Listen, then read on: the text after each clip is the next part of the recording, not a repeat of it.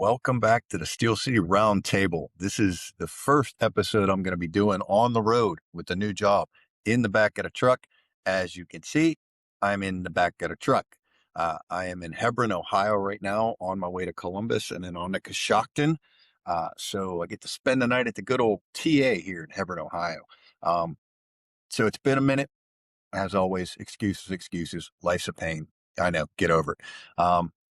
But I haven't talked to you guys in a while, so I figured let's start this off the right way and say, I miss you guys. Thank you for all your support. Doing the best I can right now. Hopefully it gets better. Hopefully there'll be more content coming out here in the near future. We shall see. Uh, Wife is doing good. She has her driver's license test tomorrow, so we're hoping she does well there.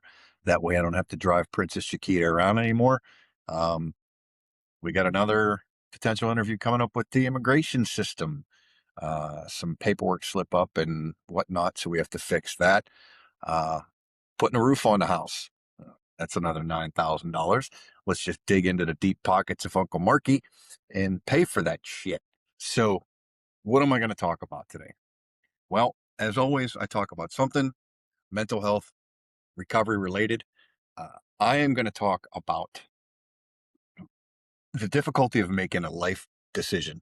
I've been doing a lot about decisions lately because there's been a lot of decisions that are being made in my life that are life altering, life changing. For example, marrying Princess Chiquita, buying a house, buying a new car, buying her a car, getting her green card, putting a roof on the house, changing jobs. So, back in the day when I was drinking all the time and doing my thing, I didn't make very many decisions based off of um, common sense. And, when you do that, when you don't make decisions based off of common and you make decisions based off of a whole bunch of other dumb shit, they don't work out so well, or they do. For me, a lot of my decisions when it came to money and career changes and, where I was going to live, those were pretty easy. I spent money. I went in debt. I found a way out. It's just the way you do it. It's the way my dad taught me. It's the way my stepdad taught me. It's what you do from our generation, 50s and around 50 years old. I just turned 52. We were taught that you just struggle and you figure it out. You don't ask for help. You don't, you know, admit defeat. You just figure it out. Um, where I had most of my problems was the day-to-day decisions. It was, talking and thinking and trying to make decisions like, am I going to shower today? Hey, let's not drink today. Let's have six more and then drive drunk. Let's go out and drink all night and then get 6 hours sleep and then go work 14 hours the next day. Um, as a cop, I was highly functional. Um, I didn't drink before work. I didn't drink at work. I didn't drink before court or at court. I drank at night when I got home and tried to get enough sleep to go to work. Was I hungover? Probably 99% of the time. Was I at my best at 100%? No. But, that's a pretty common sense decision. Should I, get tuned up and get drunk and then go to work the next day? Like, what kind of nonsense? What common sense is that? And that's a day-to-day decision that I had to make. you know, how to treat people in my relationships, my friends, my wife at the time, the coworkers. I was pretty difficult to deal with, but the whole thing was that it was hard for me to change those behaviors and make good decisions in my day-to-day life. Um, you know, one of the funniest things I think it's funny is I had like 40 some jobs and like 40 some addresses when I applied with the Pittsburgh Police Department. I added like 7 pages of just handwritten crap on where I worked and where I lived. And let me tell you what, that was a point of contention in the lie detector test. My stability, my security, but those decisions, I didn't think anything about it. I just did it and I moved on. When I made decisions in my day to day life is when I suffered consequence and the depression and the anxiety and the negative feelings. I didn't get that because I move 6 times in a year. I didn't get that because I walked in one day and just quit my job and walked away. It didn't bother me. I always figured I'd get another job. I always figured I'd figure it out. But I was burning bridges left and right in relationships. I was burning bridges at work. I was burning bridges in my day to day life with everyone around me. And I couldn't stop doing it, and it's funny how when you're in addiction and when you have undiagnosed mental health or diagnosed poor mental health, you sit there and you know what you're doing is dumb. You know what you're doing is wrong, but you do it anyway because it's just the way you live. In some sick way, it makes sense, So 34 years of heavy drinking, and I left dumpster fires everywhere, and I made bad decisions everywhere. Did everything change when I got sober? No, it didn't change overnight. When I got sober, um, I was able to make better decisions, but I had to work at it just like everything else because, I was so used to doing things the wrong way, the illogical way, and the emotional way that when it came time to make decisions in my life, big, small, whatever, it was difficult. It was very difficult to make good decisions. Now, you'll ask me why. Uncle Marky always likes to tell you why.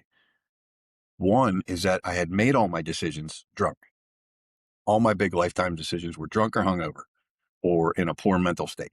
So I had to teach myself how to think about things from a logical standpoint now. You know, I was in an emotional state for most of my life. I was in fight or flight for most of my life. I was in a negative place for most of my life, whether I knew it or not. And then now all of a sudden you take away the number one thing that kept me from losing my mind. And that was the booze. And now you take that away and you throw me out in the world and you go, good luck, son, figure it out. You made a shit show of your life to this point. Let's see if you can turn it around. And folks, let me tell you, that is one of the hardest things I've ever had to do was to come out of rehab, newly sober, 47 days, and try to figure out how to live, how to make decisions, how to, take care of myself because the patterns that I had built over time were just shit. I mean, going to the gym drinking, going to the gas station drinking. Now, like, I didn't want to go to the gym. I didn't want to go golfing. I didn't want to, I didn't want to do anything. I just wanted to go to AA because I needed to be somewhere where there was some type of control. And, if you've been there, you know exactly what I'm talking about. And let me give you an example. You know, cooking dinner. Cooking dinner was easy when I was drunk. I just threw something together and I made it. And then now when I was sober, it took me an hour to figure out what to eat because I no longer wanted to just eat crap. I no longer wanted to just throw something together. I no longer wanted to eat the way I was eating when I was drinking. And I know it sounds stupid, but it's real life shit. Little decisions like that are difficult when you first come out of rehab or when you first get sober or when you first get diagnosed with mental health and you do something about it. And, the normies, the people that don't go through these things, they'll never understand why that is difficult. You know, I go back to cognitive behavioral therapy, folks. You know, I built patterns. We build patterns over time. You know, an input elicits an emotional response, which then leads to a behavior. And when you're newly sober, you're breaking that pattern. You're breaking that ingrown computer programming.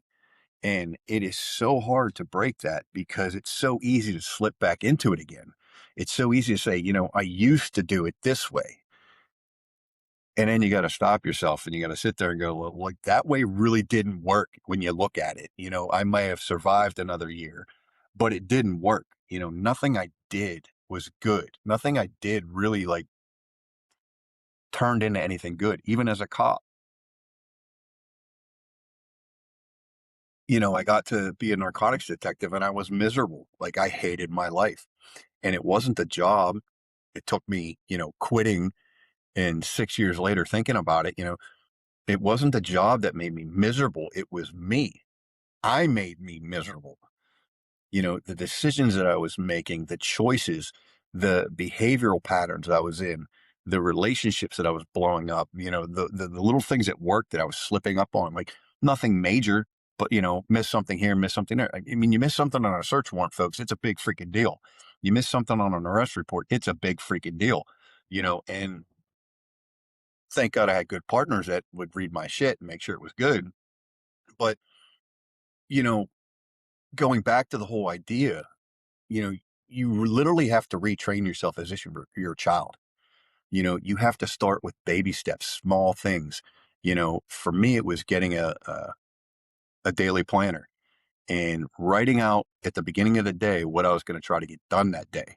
So it would be like, you know, 8 a.m. breakfast, 10 o'clock AA, 12 o'clock, go grocery shopping, 3 o'clock, go to AA. And granted, like most of my blocks were filled with AA because I would schedule 3 and 4 meetings a day because that's the only place that I felt safe. It's the only place I felt that I wasn't going to make a mistake and I wasn't going to tempt myself with a relapse, because when I was trying to break those patterns, the feeling is so uncomfortable. It's so new and foreign that you really don't know what you're doing. You don't know if it makes sense. You don't know if it's the right thing. All you know is you're not drinking or you're dealing with your mental health. And I mean, that in itself is a victory. You know, you try to change these things and make these decisions, and the uncomfortableness of it alone can cause us to lose it and go backwards. Just the newness and the unknown of doing things differently. And I think that's one thing that we all are afraid of. We may not say it, but I think all of us in recovery are afraid of doing something that we don't know how it's going to play out. And I think that's why it's so easy for us to relapse. Things become difficult. For me, anytime things got difficult, I drank. And now when things got difficult, I consciously was making a decision not to drink. And that subconsciously made my life so much more difficult, because you put this pressure on yourself. We put this pressure to not slip up, to not make a mistake. We got to be perfect because this is recovery. And if you slip for a second, you could go backwards. And, for me, we all know where that went. Now, granted, I can't say that on TikTok because they'll ban me, or Instagram or any other shit. But hey, if you're watching me on Rumble, you know what I'm talking about. But you go down that dark road and then you make the decision to change, and you make that hard decision to go down the road that we don't know. And that is one of the hardest things to do for anybody, but especially for someone who's an addict, an alcoholic, or, struggling with some other, you know, affliction that for the most part is kind of out of your control. Now, a lot of people say, hey, you choose to drink. Yeah, I choose to drink. I chose to drink. I didn't choose to become an alcoholic. That wasn't a conscious decision. That was just time honored behaviors that became ingrained into my brain that this was the way I would be okay. So for those of you who think that alcoholism and addiction is a choice, I'll meet you halfway. Drinking and doing drugs for the first time is a choice. Doing that substance to fix a problem in the beginning is a choice. But over time, that choice gets taken away because we give up. We give in to the evil side of our brain. We give in to the darkness and the depression and the anxiety and the feelings of low self-worth. We end up breaking down and giving in to the devil. And once again, it's a battle of attrition, and the devil has unlimited resources and we have finite resources. We have ourselves, our motivation, our determination, our love for ourselves. These are the things that we have to turn to. And guess what? If you don't have that love of yourself, if you don't like yourself, don't plan on getting sober and staying sober long. And this all comes back to this idea that we have to retrain ourselves. Pepsi Zero, baby. Um, this I know I'm harping on it, but this is so important to understand if you're thinking about getting sober, or if you've got poor mental health and you're thinking about doing something about it, it will get worse before it gets better. I mean, that's just a fact, and I'm speaking from my experience, but trust me, folks, I know a lot of people that have gone through this, that have gone through, becoming clean or dealing with some other affliction, and the shit is just hard. That first big decision, or that first small decision, that first decision in general, you know, where the thought goes, hey, I can drink on this and it'll be okay, or I can use on this and it'll be okay.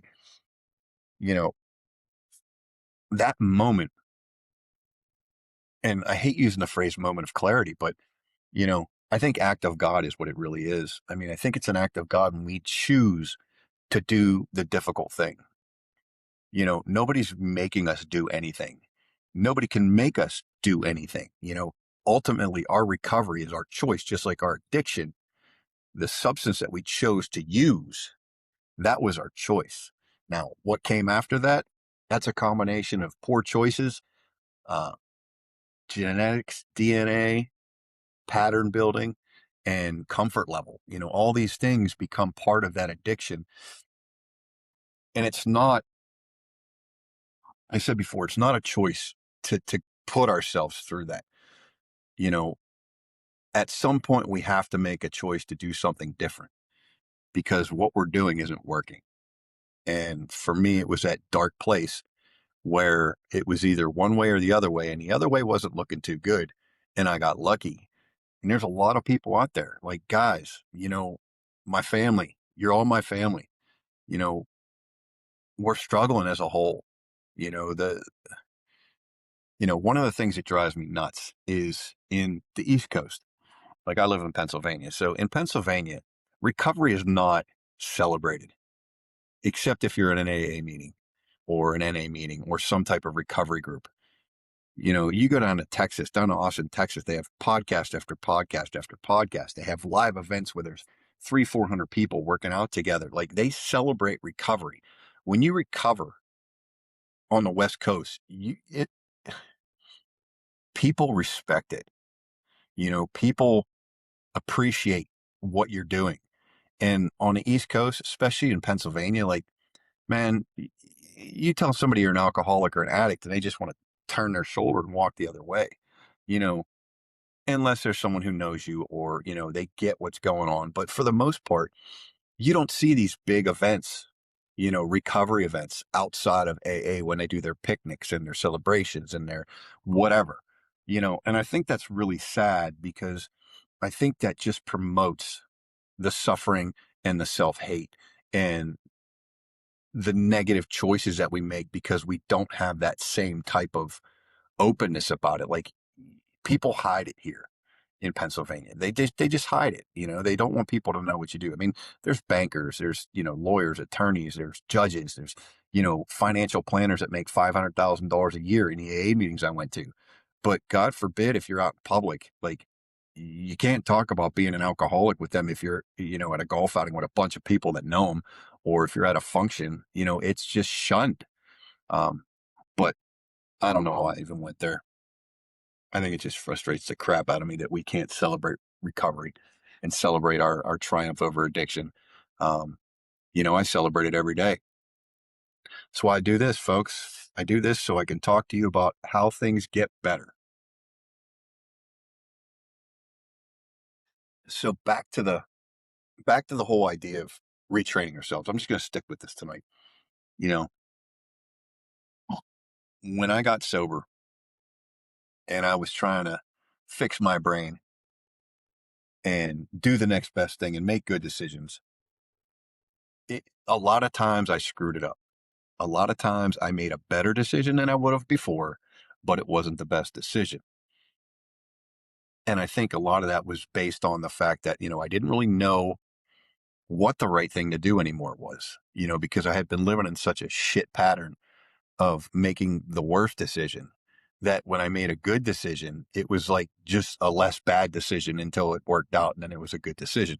Um, so, when it comes down to it, when it gets down to the nuts and bolts and the meats and potatoes of the whole damn thing, you know, we have to be ready when we make that choice to get better, to take care of our affliction, whatever it is. We have to be ready to get kicked in the balls. It's just a fact. We have to be ready to get kicked in the balls, get dragged through the mud. You know, you may make the best decision in the world, but your brain just won't let you enjoy it because your brain's like, hey, we should drink. Hey, we should use, and it's so ridiculous that these substances take away our freedom of choice.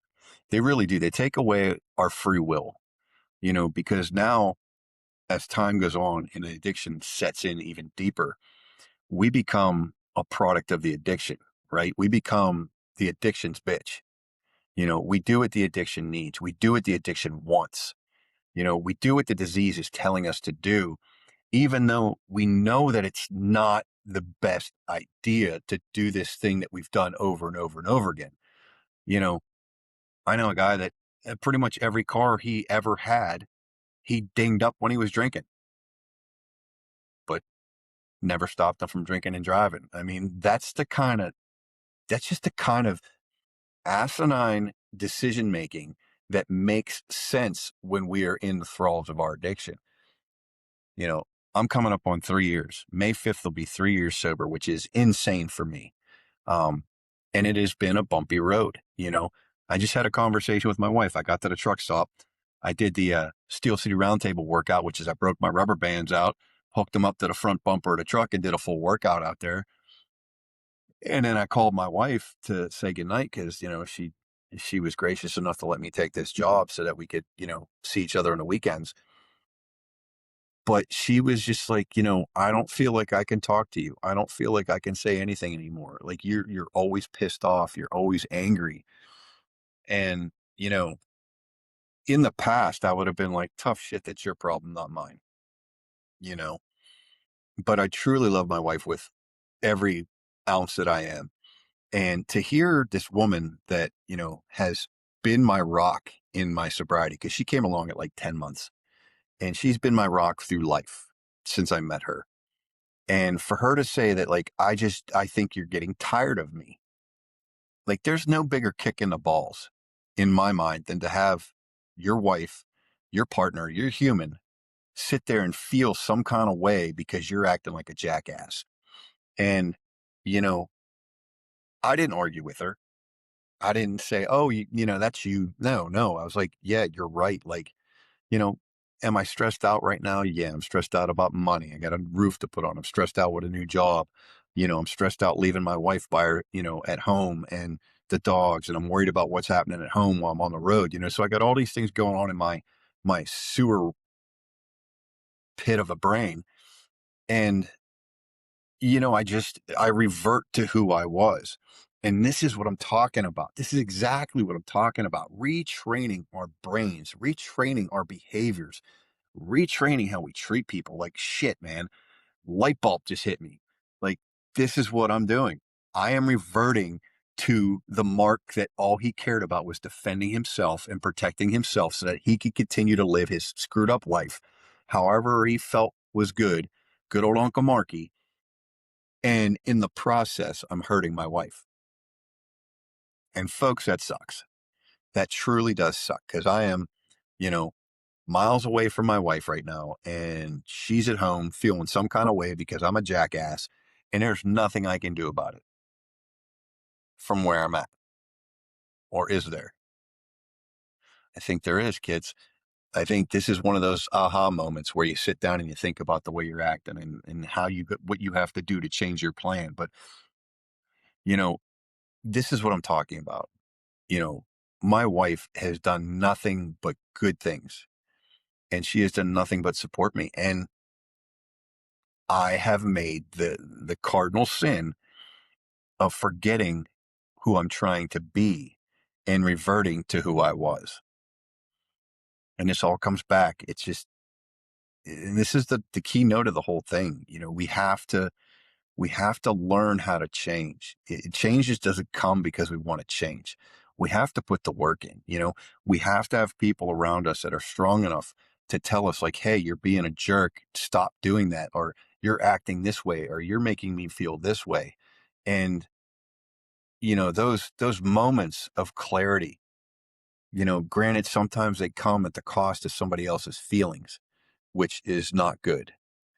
But the fact that, in my case, the fact that this is bothering me, the fact that this is upsetting me, that she feels this way, it's not a great situation, but it kind of makes me happy. In a sick way, it makes me happy that I am realizing that this is something I can change. And this is not who I want to be. This is who I was.